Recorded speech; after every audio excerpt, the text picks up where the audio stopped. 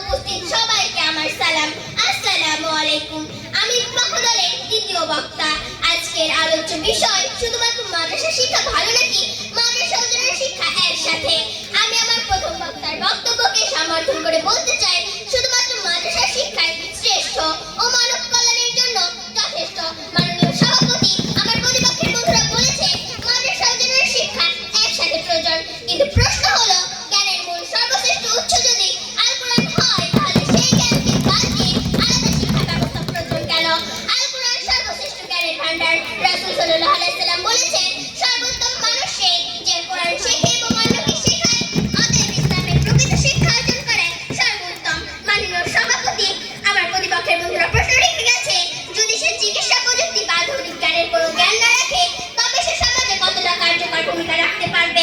সম্মানিত সভাপতি, মাননীয় বিচারক মণ্ডলী, এই প্রশ্নটি শুনতে আকর্ষণীয় হলেও এর মধ্যে একটি ভ্রান্ত ধারণা লুকিয়ে আছে।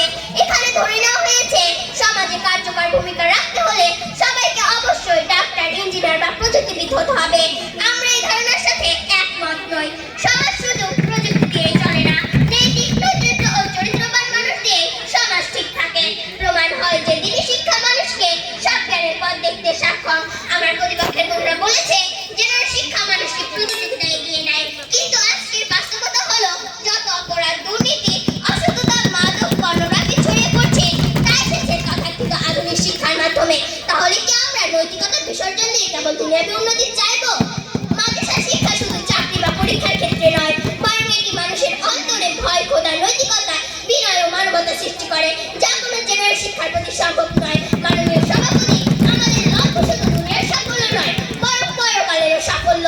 আর সেই সাফল্যের নিশ্চয়তা দিতে পারে কেবল শুধু দিনী শিক্ষা। তাই আমি দৃঢ়ভাবে বলছি, শুধুমাত্র মাদ্রাসা শিক্ষাই শ্রেষ্ঠ ও মানব কল্যাণের জন্য যথেষ্ট। ধন্যবাদ মাননীয় সভাপতি।